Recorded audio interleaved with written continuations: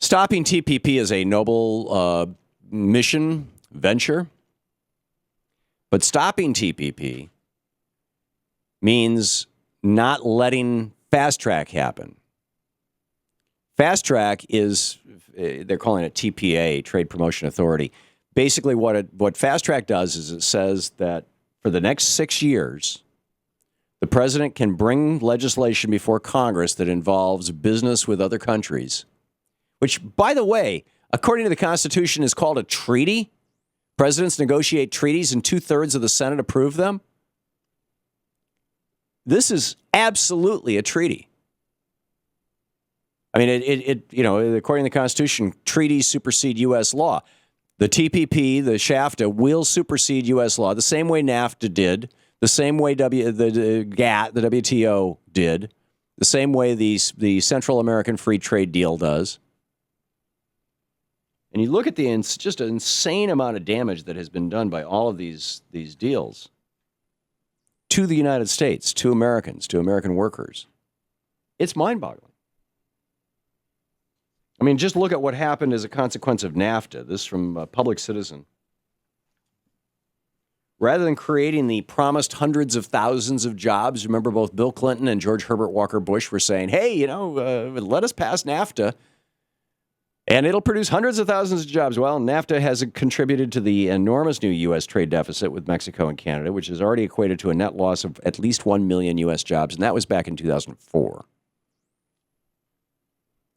The Economic Policy Institute calculates that the ballooning trade deficit with Mexico alone destroyed about 700,000 net U.S. jobs between NAFTA's implementation in 2010.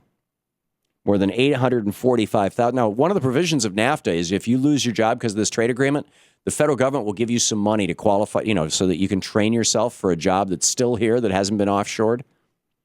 More than 845,000 U.S. workers have been certified for trade adjustment assistance. In other words, who knows how many millions applied, but 845,000 Americans have said, I lost my job because of NAFTA. I got screwed because of NAFTA.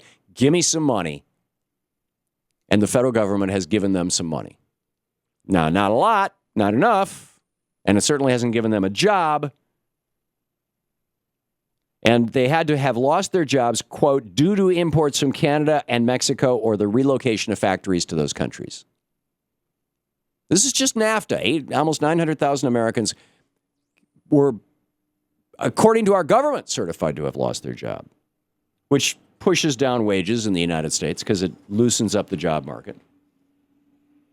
According to the U.S. Bureau of Labor Statistics, 2 out of every 3 displaced manufacturing workers who were rehired in 2012, people who lost the good factory jobs in America, as over 60,000 factories just in the last 10 years have gone overseas. 2 out of every 3 displaced manufacturing workers who were rehired in 2012 were rehired at a lower pay. Most of them taking a pay cut greater than 20%. The inflation-adjusted U.S. trade surplus with Mexico of $2.5 billion and the $29 billion deficit with Canada the year before NAFTA have turned into a combined NAFTA trade deficit on our part. We're the ones who got screwed on this entirely, to the tune of $177 billion. That's our trade deficit now with the NAFTA countries, whereas we used to have a trade surplus with Mexico. Now we have a deficit, which means that, Carlos Slim can come to the United States and buy phone companies here too.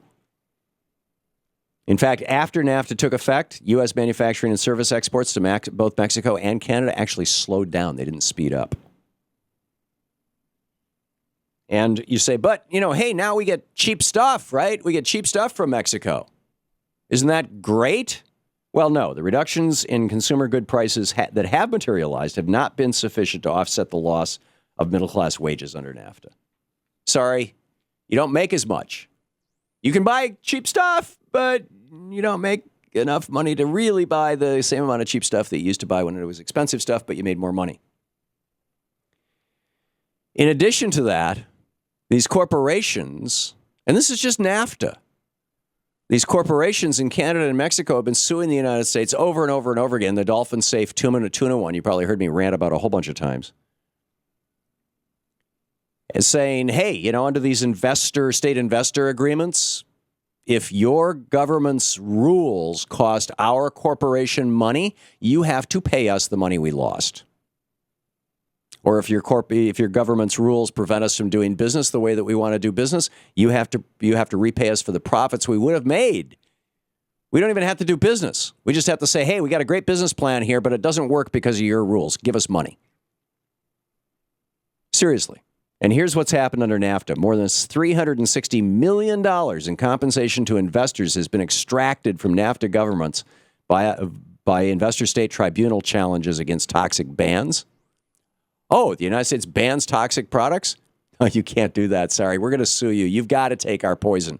You got to take our pesticide-covered food, for example. Land use rules. Oh, in the United States, you've got to do agriculture in a rational fashion or whatever. We're going to sue you over that. Water and forestry policies. More than $12.5 billion are currently pending in these kind of claims right now. We're being sued to the tune of $12.5 billion.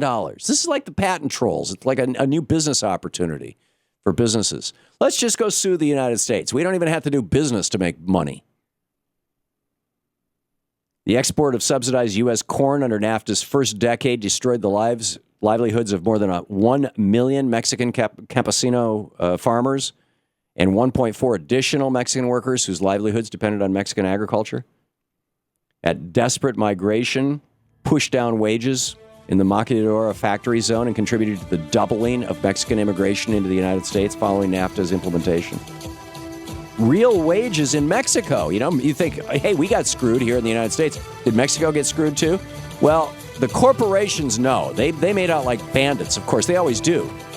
But workers, real wages in Mexico have fallen below pre-NAFTA levels. Amazing. Amazing.